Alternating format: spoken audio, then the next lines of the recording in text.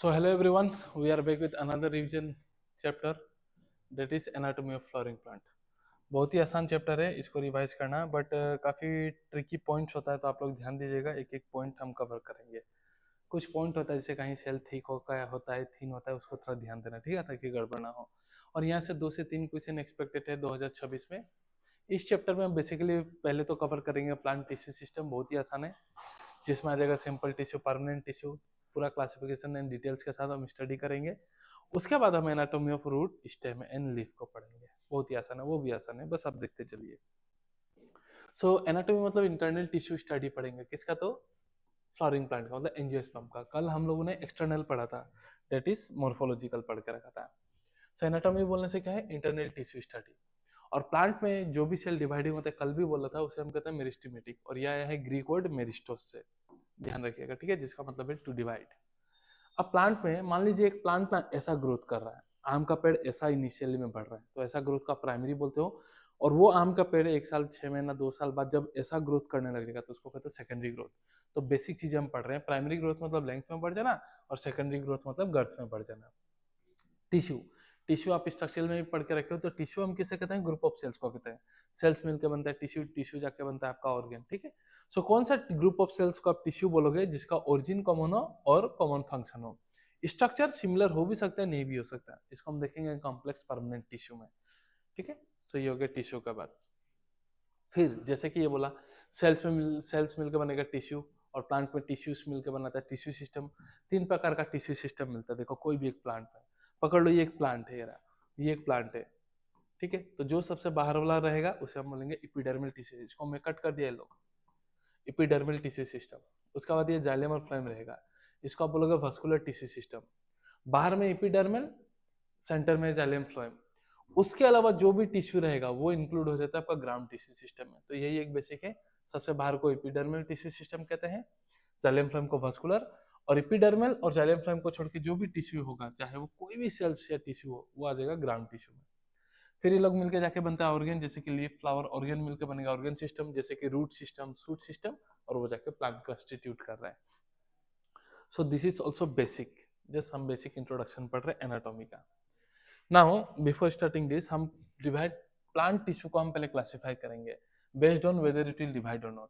अगर आप सबको पता है कि प्लांट का टिश्यू अगर डिवाइडिंग है तो उसे हम बोलेंगे मेरिस्टेमेटिक, और जो डिवाइड नहीं करेगा उसे बोलेंगे परमानेंट। परमानेंट डिवाइड नहीं करेगा हम ऐसे नहीं बोलेंगे, यूजुअली डोंट डिवाइड, क्योंकि under certain condition they can divide, ये हम देखेंगे आगे जाके। तो यूजुअली डोंट डिवाइड, तो वो है परमानेंट। और जो डिवाइडिंग टिश्यू है उसको बोलोगे मेरिस्टेमेटिक टिश्यू। तो सबसे पहले मेरिस्टेमेटिक का क्लासिफिकेशन खत्म करते हैं, and then will go to permanent tissue.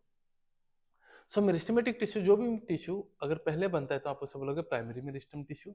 और जो मेरिस्टेमेटिक टिश्यू, डिवाइडिंग टिश्यू बाद में अपेयर लेटर इन लाइफ, उसका आप बोलोगे सेकेंडरी मेरिस्टेमेटिक, या फिर लेटरल, या फिर सिलिंड्रिकल मेरिस्टेम भी आप कह देते हो, ठीक है। तो meristematic tissue based on formation या फिर अपीयरेंस, दो टाइप का है, जो पहले है प्राइमरी, जो बाद में है सेकेंडरी।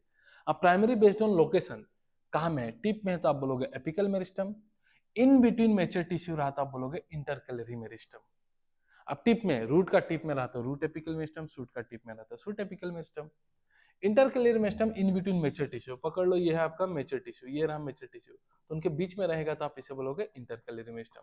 तो ये लोग ज्यादातर ग्रासेस में होता है, इसलिए जब गाय गोरु ग्रासेस को खा जाएगा, यहाँ से खा भी गया, तो ये मेरिस्टम डिवाइड करके वापस ग्रास को ग्रो करवा देगा। तो इसलिए हमने लिख के रखा है, ये रिजनरेट कर देगा लॉस्ट पार्ट, जो हार्बिवर की वजह से लॉस्ट होता है। और ये meristem, primary meristem primary growth के लिए रिस्पॉन्सिबल होता है, लेंथ में बढ़ने के लिए रिस्पॉन्सिबल होता है, और सेकेंडरी मेरिस्टम गर्थ के लिए रिस्पॉन्सिबल होता है, ठीक है। और इसका एग्जांपल हो जाता है वास्कुलर कैम्बियम, कॉर्क कैम्बियम, ठीक है। तो ये लोग सेकेंडरी ग्रोथ के लिए रिस्पॉन्सिबल होता है। और सेकेंडरी ग्रोथ ये कैम्बियम जो है डाइकोट में मिलता है, ठीक है, डाइकोट स्टेम हो, डाइकोट रूट हो, एंड सम जिम्नोस्पर्म, ध्यान रखिएगा ये पॉइंट, ये मिस हो जाता है, तो कुछ कुछ जिम्नोस्पर्म में मिलेगा। सेकेंडरी ग्रोथ मोनोकोट में नहीं होता, क्योंकि उनमें कैम्बियम नहीं होता, सेकेंडरी मेरिस्टम नहीं रहता मोनोकोट में, इसलिए मोनोकोट में सेकेंडरी ग्रोथ नहीं होता। तो 90% काफी ज्यादातर टाइम आप प्लांट को एक देख के बता सकते हो वो प्लांट में सेकेंडरी ग्रोथ है कि नहीं। कोई प्लांट अगर मोटा है तो सेकेंडरी ग्रोथ है, उसमें वुड बनेगा। जो पतले पतले होते हैं जैसे राइस, व्हीट, मेज, बेम्बो, पतले पतले होते हैं, तो ये सब मोनोकोट है। क्यों वो गर्थ में नहीं बढ़ रहे? क्योंकि उनमें कैम्बियम नहीं होता, ठीक है। सो ये इसके साथ हम लोग का पूरा classification, each and every point हम लोग का खत्म हो गया आपका मेरिस्टम का।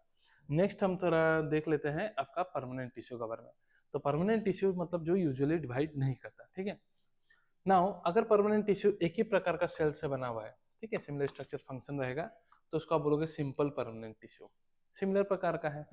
अगर परमानेंट टिश्यू जो डिवाइड नहीं करेगा but more than one type of cell से बना है, तो उसे आप बोलोगे complex permanent tissue made of more than one type of cells. More than, जैसे मान लो जाइलम 4 प्रकार का सेल से बना हुआ है, बट ये चारों एक यूनिट की तरह काम करता है, ठीक है, and that unit we call it as xylem. तो सिंपल परमानेंट टिश्यू का 3 एग्जांपल याद रखना, पेरेन्काइमा, कोलेन्काइमा, स्क्लेरेन्काइमा। 3-4 बार बोलोगे याद हो जाएगा, parenchyma, collenchyma, sclerenchyma. And sclerenchyma is father of 2 type, that is ट्रैकेट and fibres and स्क्लेरेट। Sorry, ट्रैकेट नहीं, स्क्लेरेट। ट्रैकेट जो है वो जाइलम का पार्ट है। सो फाइबर एंड स्क्लेरेट किसके बेसिस में, तो एसओएफडी के बेस में, structure, origin, form and development, ये भी याद रखिएगा। तो parenchyma, collenchyma, sclerenchyma. Sclerenchyma father 2 type का है, फाइबर्स एंड स्क्लेरेट। किसके बेसिस में, तो एफओएसडी के बेस में, that is structure, origin, form and development. और कॉम्प्लेक्स परमानेंट टिश्यू का 2 एग्जांपल, एक है जाइलम, दूसरा है फ्लोएम। तो जाइलम कितना प्रकार का सेल से मिलकर बना हुआ है, 4 प्रकार का सेल से मिलकर बना हुआ है। क्या क्या है वो, xylem parenchyma, xylem fibre, tracheids and vessels. उसी प्रकार से फ्लोएम भी 4 प्रकार का सेल से मिलकर बना हुआ है, जैसे जाइलम पेरेन्काइमा तो फ्लोएम पेरेन्काइमा, जाइलम फाइबर तो यहाँ phloem fibre, companion cell and shape tube element, companion cell and shape tube element. तो ये 4 प्रकार के सेल से मिलकर बना है, and this four together act as a unit. This four together act as a unit, we call it as phloem, जिसका काम है मेनली फूड ट्रांसपोर्ट करना, इसका काम मेनली है वाटर ट्रांसपोर्ट करना। नाउ अब मैंने यहाँ ये रेड सर्कल क्यों देकर रखा है इन दो में और यहाँ में, तो वेसल्स, जाइलम का वेसल्स और फ्लोएम का component cell and shape tube element are characteristic features of angiosperm. ये सिर्फ और सिर्फ एंजियोस्पर्म में मिलेगा, याद रखना, जिम्नोस्पर्म में नहीं रहता। जिम्नोस्पर्म में वेसल सब्सटेंस है एंड जिम्नोस्पर्म में component cell and shape tube cell absent है। कंपोनेंट सेल का बदले वहां में होता है albuminous cell and shape tube cell का बदले होता है शिप सेल, ठीक है, जिम्नोस्पर्म में। तो ये दो, ये यहाँ का दो और ये है कैरेक्टरिस्टिक फीचर्स ऑफ आपका एंजियोस्पर्म। सो इसके साथ हम लोग का आपका प्लांट टिश्यू जो होता है उसका क्लासिफिकेशन क्लियर हुआ। प्राइमरी जो पहले आया उसका एवरीथिंग क्लासिफिकेशन, सेकेंडरी जो बाद में आया उसका भी क्लियर, उसके बाद जो डिवाइड नहीं करेगा परमानेंट उसका भी क्लियर। एक ही टाइप का तो सिंपल, मोर देन वन टाइप का तो परमानेंट, ठीक है। कॉम्प्लेक्स, सिंपल का पेरेन्काइमा, कोलेन्काइमा, स्क्लेरेन्काइमा, इसका जाइलम फ्लोएम, 4 टाइप का सेल है। आप एक बार देखिएगा, जरूर आपका रिवीजन हो जाएगा ये। नेक्स्ट, तो ये कुछ फिगर्स देके रखा है, ये देखें मेच्योर टिश्यू का बीच में तो आप इंटरकैलरी बोलोगे, टिप में तो एपिकल बोलोगे, लेटरल ग्रोथ कर रहा है तो आप लेटरल मेरिस्टम बोलोगे, ठीक है। ये सब हमने ऑलरेडी देख लिया, tissue system and all this. Now यहाँ में अभी हम कुछ देखेंगे, ये आपका प्लांट ग्रोथ में बेसिकली ज्यादातर काम आता है, ठीक है। अब इसमें क्या होता है कि मान लो ये एक सेल है, ठीक है, और मैं बोलूँ अगर ये सेल डिवाइड करेगा, 1 से 2 बनेगा, तो इसको आप क्या बोलोगे, मेरिस्टम बोलोगे, क्योंकि डिवाइडिंग सेल को मेरिस्टेमेटिक सेल बोलते हैं। अब ये मेरिस्टेमेटिक सेल 1 से डिवाइड करके 2 बन गया, अगर ये वापस से डिवाइड किया तो मैं वापस से इसको बोलूंगा ये मेरिस्टेमेटिक ही है। बट अगर ये मान लो डिवाइड नहीं करके डिफरेंशिएट कर गया, डिवाइड नहीं करके डिफरेंशिएट करके बोल रहा है अब मैं जाइलम बनना चाहता हूँ, ग्रो करेगा नहीं बोलेगा अब मैं जाइलम बनना चाहता हूँ, तो इस प्रोसेस को आप बोलोगे डिफरेंशिएशन। और ये पहले से मेरिस्टम अगर है तो इसे बोलोगे प्राइमरी मेरिस्टम। और जाइलम तो परमानेंट है, तो क्या परमानेंट है, प्राइमरी परमानेंट, क्योंकि पहले से प्रेजेंट है। सो प्राइमरी मेरिस्टम से प्राइमरी परमानेंट बनते हैं तो उसे हम कहते हैं डिफरेंशिएशन, ठीक है, डिफरेंशिएशन। अब नॉर्मली इसलिए मैंने बोला था परमानेंट टिश्यू डिवाइड नहीं करता, usually don't divide, sometime can divide. तो अगर प्राइमरी परमानेंट टिश्यू के पास अगर मान लो डिवाइडिंग पावर आ गया, ये मान लो मैं बोल रहा हूँ परमानेंट सेल है जो कि डिवाइड नहीं करना चाहिए, but due to some situation इसके पास अगर डिवाइडिंग पावर आ गया, मतलब ये डिवाइड कर सकता है, तो ये वापस मेरिस्टम बन गया। पहले से तो था नहीं, बाद में बना परमानेंट से, तो ऐसा मेरिस्टम को सेकेंडरी मेरिस्टम बोलोगे। और ये जो परमानेंट से ये पावड़ा आया, परमानेंट के पास जो डिवाइडिंग पावड़ आ गया, उससे वो वापस सेकेंडरी मेरिस्टम बना, इस प्रोसेस को आप बोलते हो डी डिफरेंशिएशन। अब ये वापस से डिवाइड करेगा, कुछ भी बनाएगा, चाहे डिवाइड करके डिफरेंशिएट होगा जाइलम या फ्लोएम, तो वापस से डिफरेंशिएट हो रहा है तो उसे आप बोलोगे रीडिफरेंशिएशन। और ये भी परमानेंट बना, बट ये बाद में परमानेंट बना तो इसे बोलोगे सेकेंडरी परमानेंट टिश्यू। तो बेसिकली यहाँ 3 चीज हम डिस्कस किए हैं, डिफरेंशिएशन मतलब प्राइमरी मेरिस्टम से प्राइमरी परमानेंट, डी डिफरेंशिएशन मतलब परमानेंट के पास डिवाइडिंग पावर आ गया तो सेकेंडरी मेरिस्टम बना, और वापस से डिवाइड करके सेकेंडरी परमानेंट बनाएगा तो आप उसे हम बोलते हैं रीडिफरेंशिएशन।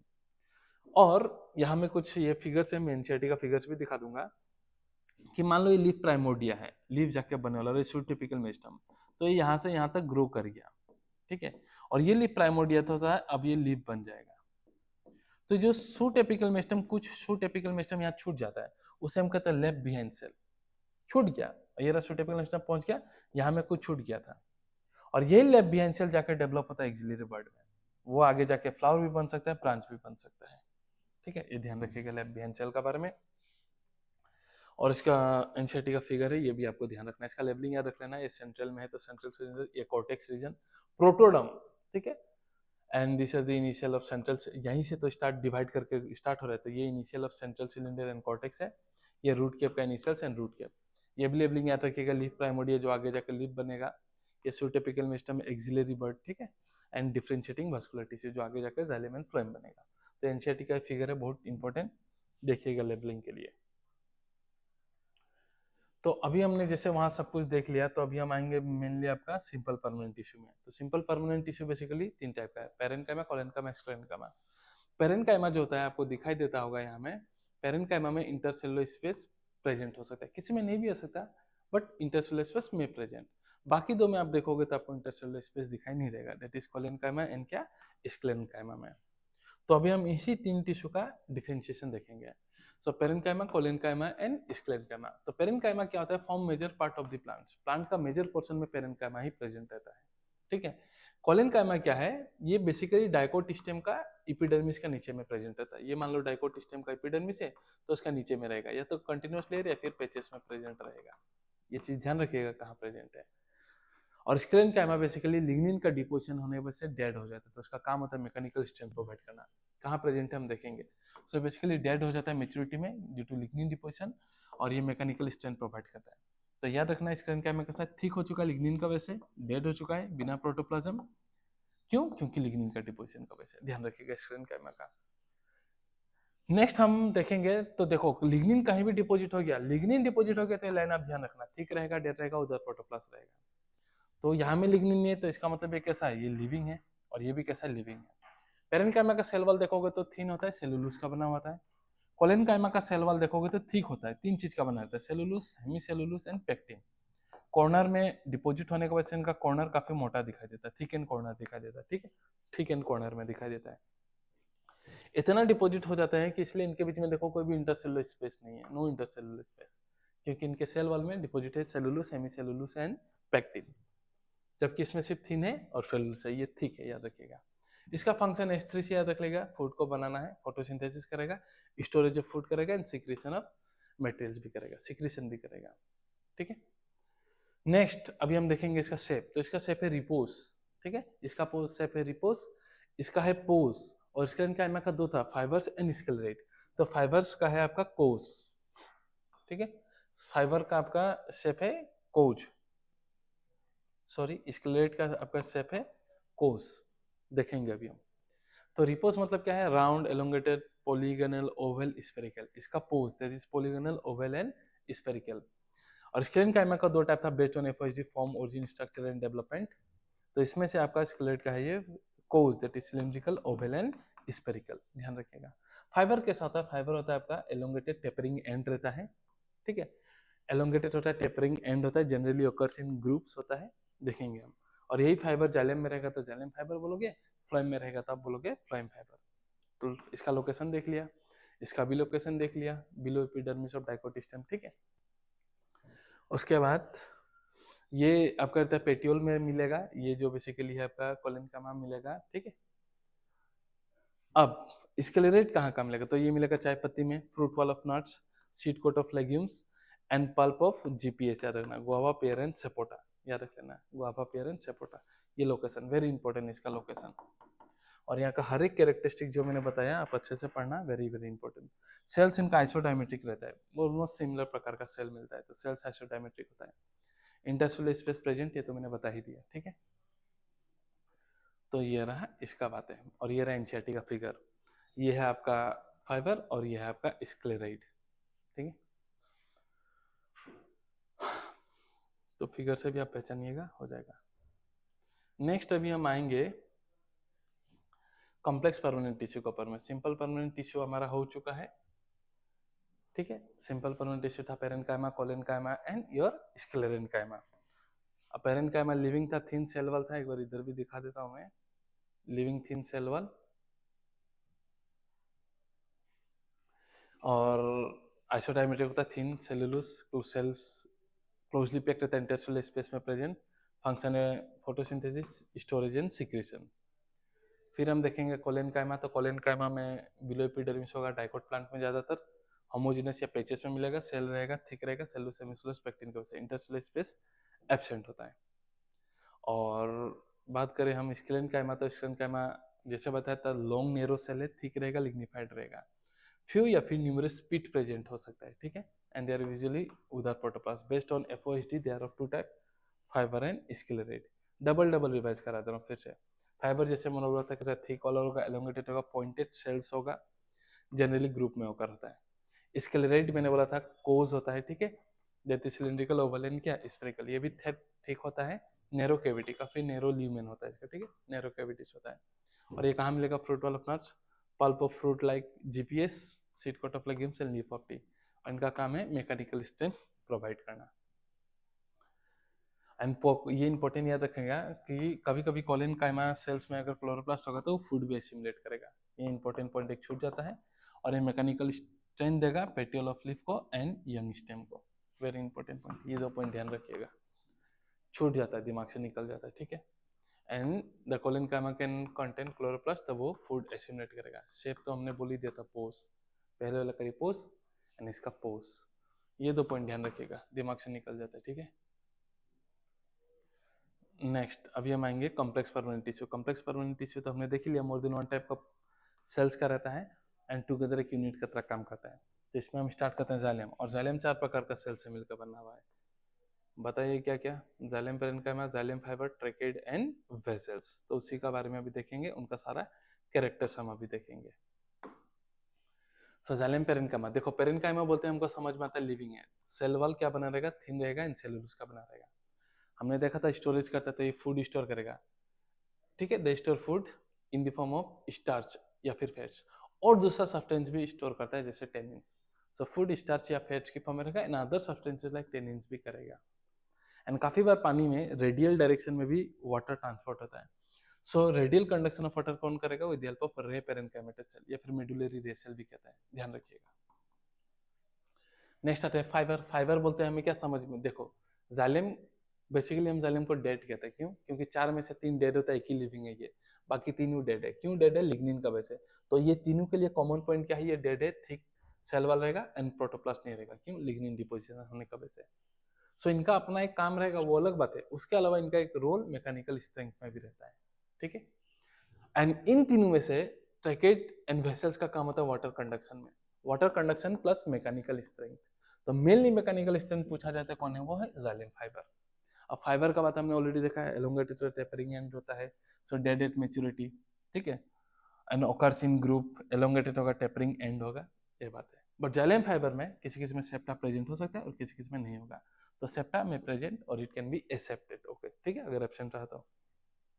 लॉन्ग थिन नैरो सेल रहेगा, ठीक है, टेपरिंग एंड रहेगा, नैरो लिम रहेगा, फ्यू पीट्स रहेगा, thick cell wall without protoplast, ये फाइबर का बात। जो आगे पढ़ा वही चीज यहाँ में, बस यहाँ सेप्टेट और एसेप्टेट वाला पॉइंट घुस गया। ट्रैकेज का बात करें तो ट्रैकेज भी देखो कैसा होगा, एलोंगेटेड सेल है, टेपरिंग एंड है, ठीक है, और इनका इनर सेल वाल का थिकनिंग वेराई करता है, इनर सेल वाल का थिकनिंग जो होता है ये वेराई करता है ट्रैकेज का, बस ये एक पॉइंट है, ध्यान रख लेना आपको, बाकी ये पॉइंट तो कॉमन ही है। एंड वेसल्स, वेसल्स जो होता है बहुत सारा सेल्स का बना रहता है, एक एक को हम कहते हैं वेसल्स मेंबर, ठीक है, तो made up of many cells, इसे हम कहते हैं वेसल मेंबर। अब पानी जाने के लिए इनके पास क्या रहता है, छेद रहता है, उस छेद को हम कहते हैं परफोरेशन। कहाँ में है, तो इनके कॉमन वॉल के बीच में रहा है, इस प्रकार से, ये एक वेसल मेंबर, ये एक वेसल मेंबर, तो कॉमन वॉल के बीच में, इनके बीच में परफोरेशन प्रेजेंट रहता है। बड़ा सा सेंट्रल कैविटी रहता है ताकि पानी जाते रहे।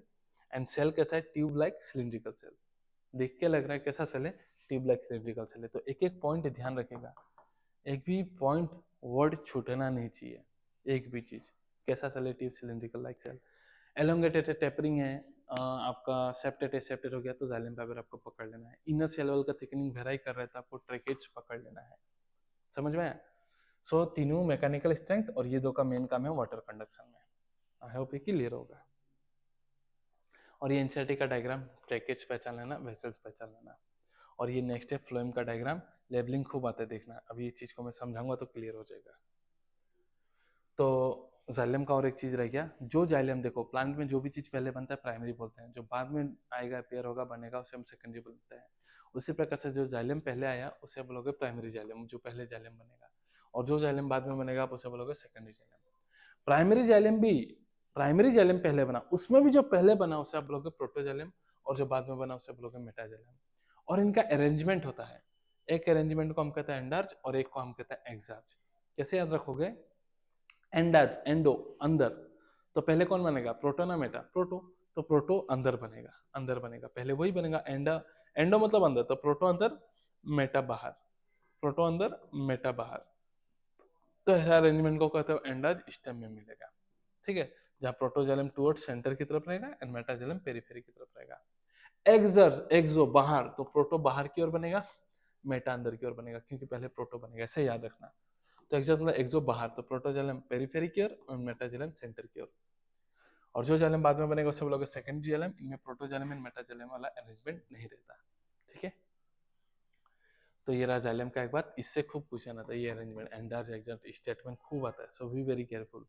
तो भूलोगे तो एंडो मतलब अंदर प्रोटो, एक्सार्च एक्सो, प्रोटो बाहर, ऐसे याद रख लेना, भूलना नहीं। सो ये टुगेदर एक यूनिट की तरह काम कर रहा है चारों मिलके, and this is the NCERT figure, ये हमने देख चुका ऑलरेडी। नेक्स्ट हम बात करते हैं फ्लोएम का। तो फ्लोएम चार प्रकार का सेल से मिलकर बना है, phloem parenchyma, phloem fibre, component cell and shift tube element.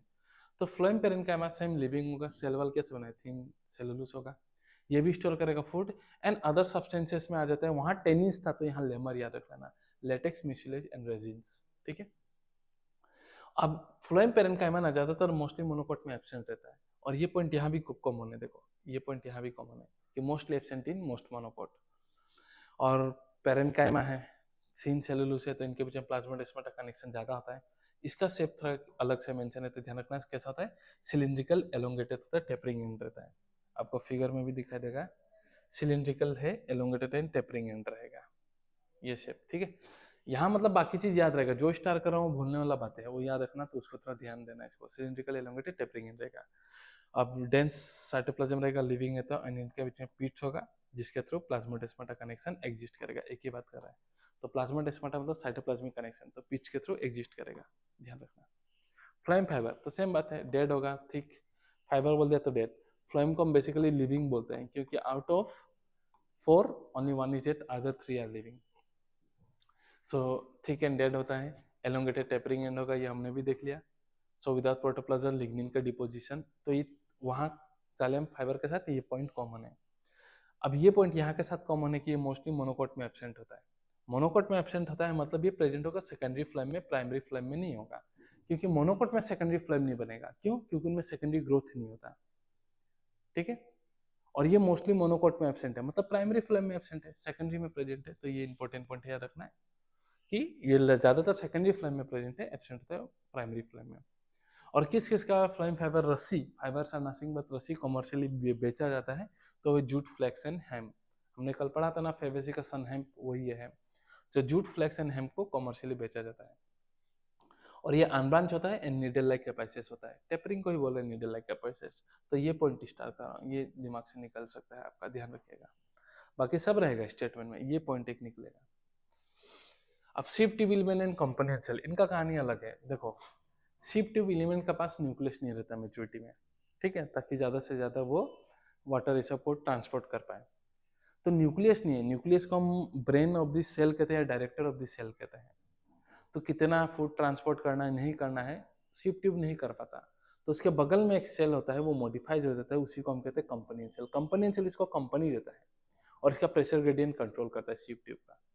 ठीक है, तो शिफ्ट ट्यूब कंपनी सेल के बिना कुछ नहीं है। तो शिफ्ट ट्यूब का बारे में पढ़ लेते हैं, लिविंग है तो इसमें क्या है, ये रहा आपका शिफ्ट ट्यूब। ठीक है, तो यहाँ में पोर रहेगा, उसे बोलोगे सिप पोर, इसे बोलोगे सिप प्लेट। यहाँ में लार्ज वैक्यूल रहता है और साइटोप्लाज्म पेरीफेरी में आ जाता है, ये इंपॉर्टेंट पॉइंट, पेरीफेरल साइटोप्लाज्म होता है, लार्ज वैक्यूल होता है। ठीक है, और बगल में पेरेन्काइमा सेल एक स्पेशलाइज मॉडिफाइड हो जाता है उसको कंपनी देने के लिए, उसी को हम कहते हैं कंपनी सेल, जिसका पास है nucleus, very important, nucleus company cell का पास है, शिफ्ट ट्यूब का पास नहीं है। तो इसका मेन काम क्या होता है, कंट्रोल करता है प्रेशर ग्रेडियंट किसका, शिफ्ट ट्यूब एलिमेंट का। और आपस में इनके बीच में क्या होता है, पीट फिल्स होता है अमंग देयर कॉमन लॉन्गिट्यूडिनल वाल। ये लॉन्गिट्यूडिनल वाल के बीच में, इनके बीच में पीट फिल्स रहेगा, ध्यान रखना। तो खत्म इसका बात। नेक्स्ट, अब ये कैसा होता है, शिप ट्यूब का शेप कैसा है, तो long tube like and arrange longitudinally. ये इंपॉर्टेंट पॉइंट है, ये छूट जाएगा, ध्यान रखना। उनके पास मैच्योरिटी में न्यूक्लियस नहीं रहता, ठीक है। और जैसे कि बोला था जिम्नोस्पर्म में आपका sieve tube and component cell नहीं रहता, इंस्टेड इनके पास sieve cell and albuminous cell present होता है। ये चीज ध्यान रखिएगा। तो ये पॉइंट हो गया इसका क्लियर एकदम। जो स्टार कराया ये और ये स्पेशली, ये 4-5 पॉइंट भूलने का रहेगा, आप ध्यान रखिएगा एक बार। सो ये टुगेदर एक यूनिट की तरह काम कर रहा है, वो दिखा के रखा हुआ है फिगर में, ठीक है। और जैसे जाइलम, जो जाइलम पहले बना था उसे आप बोलते हैं प्राइमरी जाइलम, उसी प्रकार से जो फ्लोएम पहले बनेगा उसे आप बोलोगे प्राइमरी फ्लोएम, जो बाद में बनेगा उसे आप बोलोगे सेकेंडरी फ्लोएम। प्राइमरी फ्लोएम में भी जो पहले बनेगा उसे आप बोलोगे प्रोटोफ्लोएम, जो बाद में बनेगा उसे आप बोलोगे metaphloem. What is the difference, तो प्रोटोफ्लोएम में नैरो शिप ट्यूब होता है, मेटाफ्लोएम बाद में बनेगा तो इसमें ब्रॉडर शिप ट्यूब होता है। और ये पॉइंट आपने देख लिया कि जिम्नोस्पर्म में ship tube element componential absent होता है, क्या रहेगा, ship cell and albuminous cell. और जो फ्लोएम बाद में बनेगा उसे आप बोलोगे सेकेंडरी फ्लोएम, ठीक है।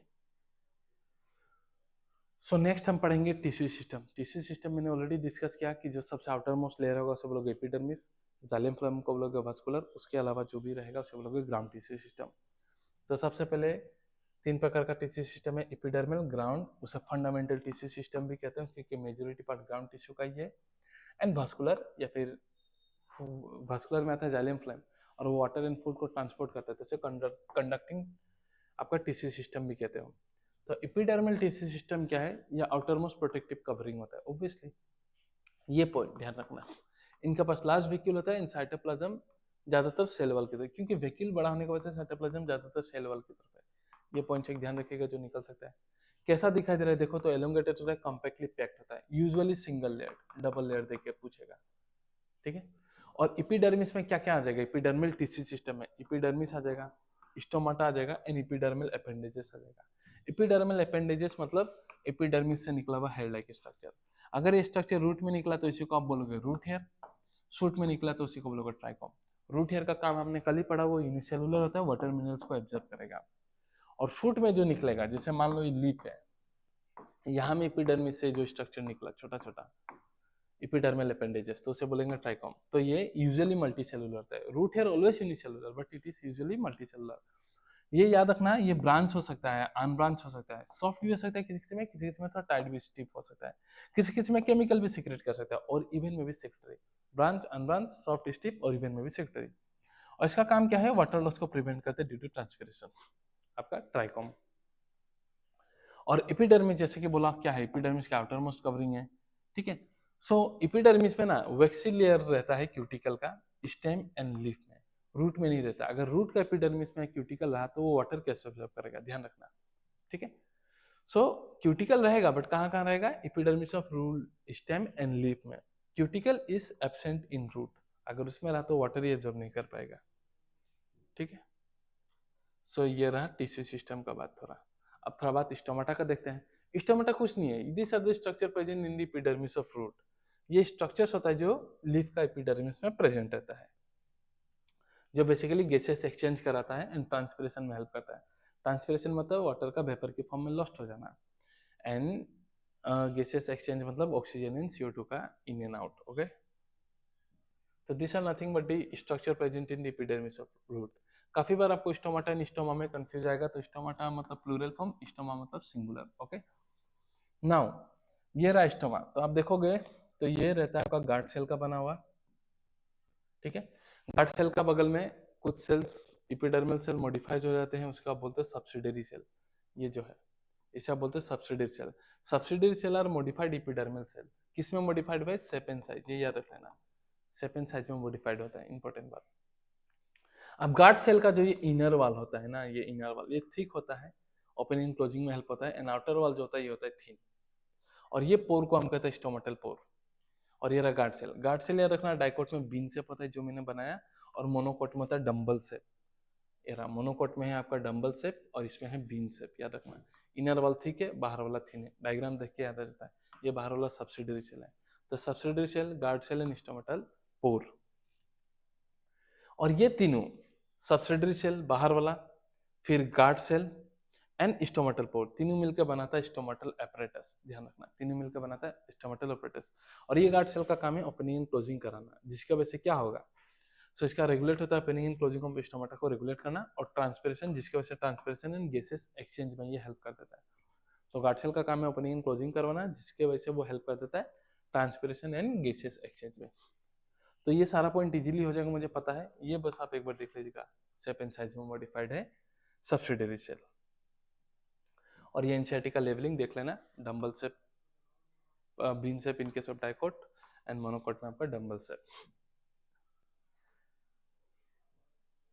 नेक्स्ट टिश्यू सिस्टम में तो ये सब तो हमने देख लिया, ट्राइकोम सूट में बोलोगे, रूट हेयर आप रूट के केस में बोलोगे। नेक्स्ट हम देखेंगे ग्राउंड टिश्यू सिस्टम। सो इपिडर्मिस और जाइलम फ्लोएम को छोड़ के बाकी जो भी आएगा वो है ग्राउंड टिश्यू सिस्टम। आपका ग्राउंड टिश्यू सिस्टम एकदम क्लियर हो जाएगा, आप बस एक बार देखिए यहाँ में। तो ग्राउंड टिश्यू सिस्टम में सब सेल आएगा, पेरेन्काइमा, कोलेन्काइमा, स्क्लेन्काइमा, सब आएगा।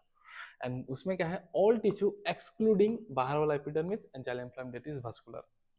ये डायग्राम आप देखिए, तो देखो सबसे बाहर में हमेशा कौन रहेगा, एपिडर्मिस रहेगा, तो ये इसमें नहीं आएगा।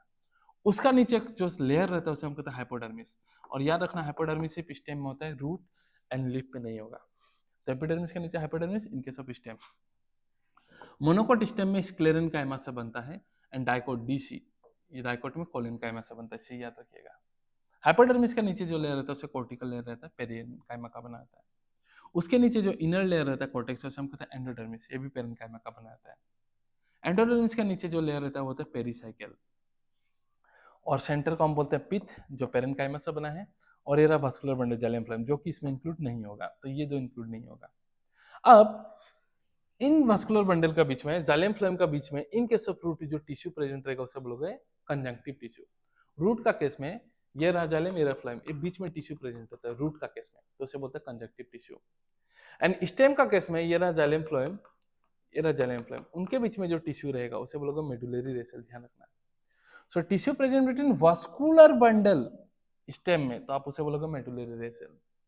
Between xylem and phloem, that is in case of root, क्योंकि रूट में रेडियल वास्कुलर टिश्यू सिस्टम होता है, जो नेक्स्ट बताऊंगा, तो उसे बोलते हो कंजंक्टिव टिश्यू। तो एपिडर्मिस वास्कुलर को छोड़ के सब आएगा, क्या क्या आएगा, hypodermis, cortical, endodermis, pericycle, conjunctive tissue, medullary rays. Conjunctive tissue in case of root and medullary rays in case of stem.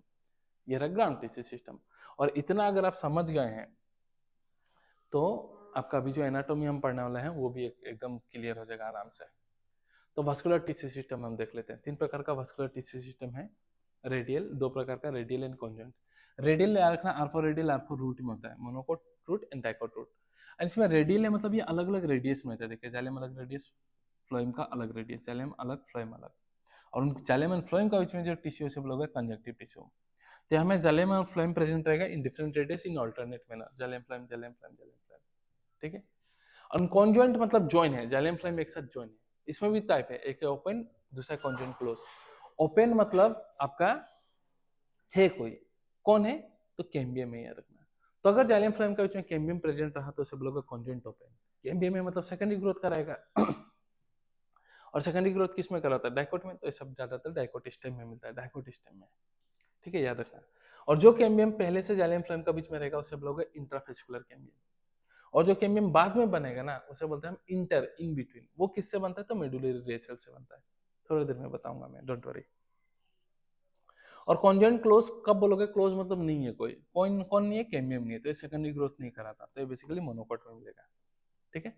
एक है पीवाईक्यू, ये बाइकोलेटरल वास्कुलर सिस्टम। बाइकोलेटरल मतलब क्या होता है, जाइलम दो फ्लोएम के बीच में सैंडविच होकर रहता है, तो इसे हम कहते हैं बाइकोलेटरल वास्कुलर बंडल, ठीक है। सो एक बार बहुत बढ़िया से हमें बता दिया गया है, आप एक बार देखिए, हो जाएगा।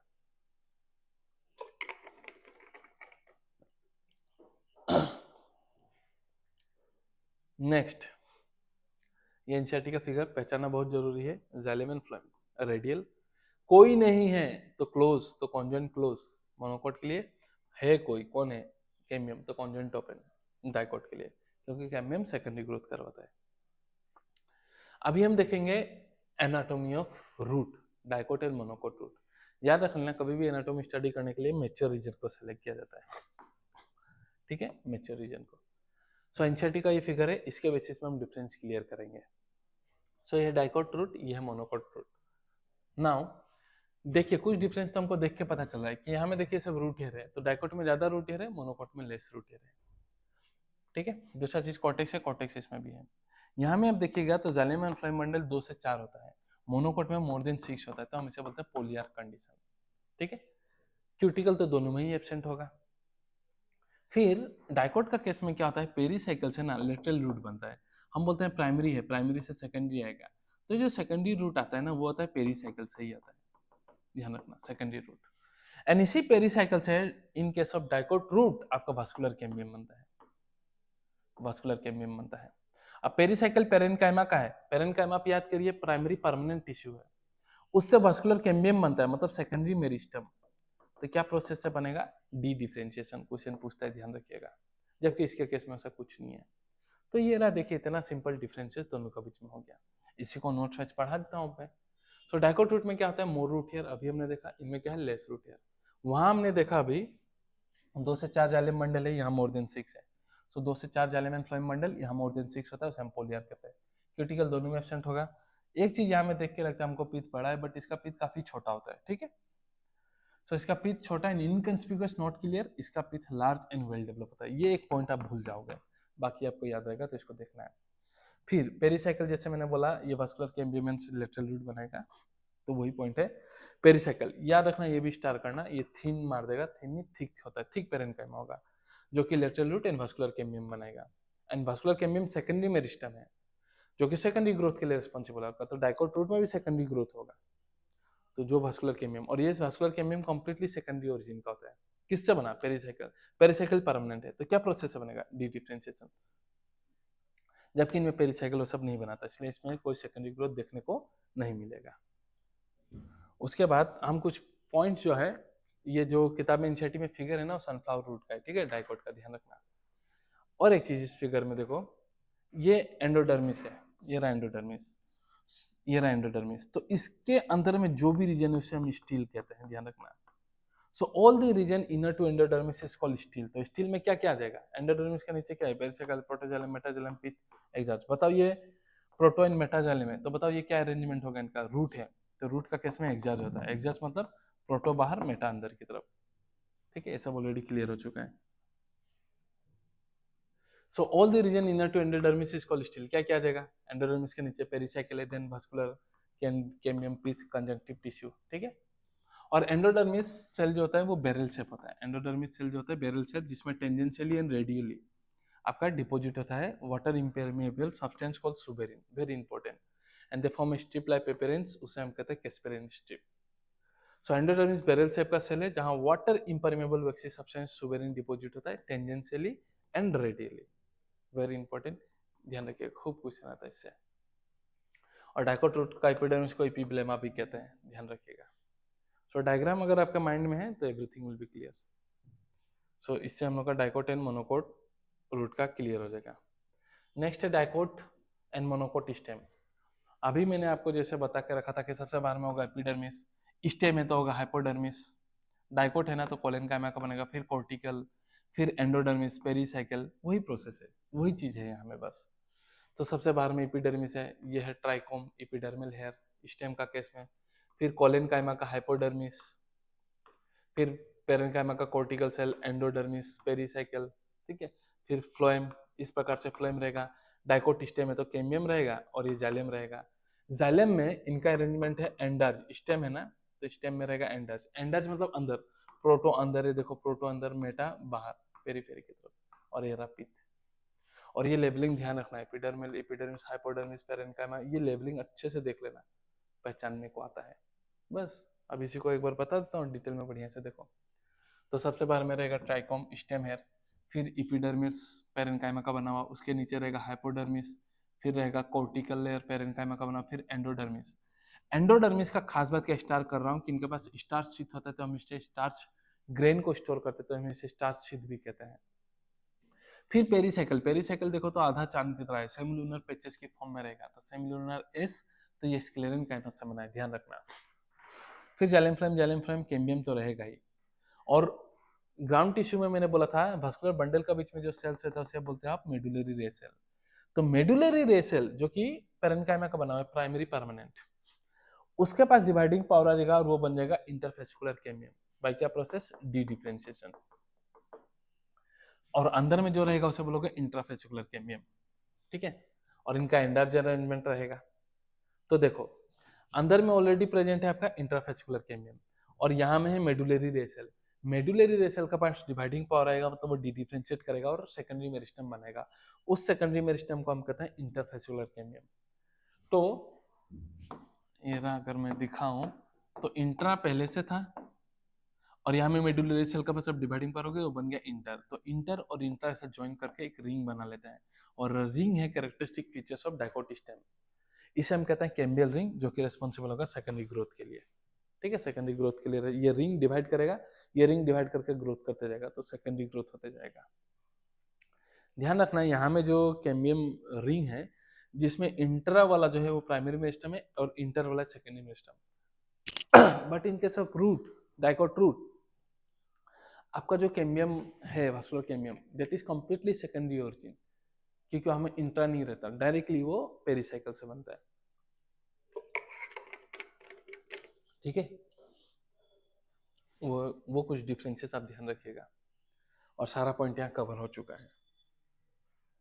मोनोकोट स्टेम में डायग्राम से देख के पता चल रहा है ये एपिडर्मिस हाइपोडर्मिस, ग्राउंड टिश्यू में बता दिया था इसका हाइपोडर्मिस स्क्लेरेन्काइमा का बना हुआ है। और यहाँ वास्कुलर बंडल ना स्कैटर्ड रहता है, बिखरा हुआ रहता है, जिसमें से पेरिफेरल वास्कुलर बंडल देखो छोटा है और सेंटर वाला देखो बड़ा है।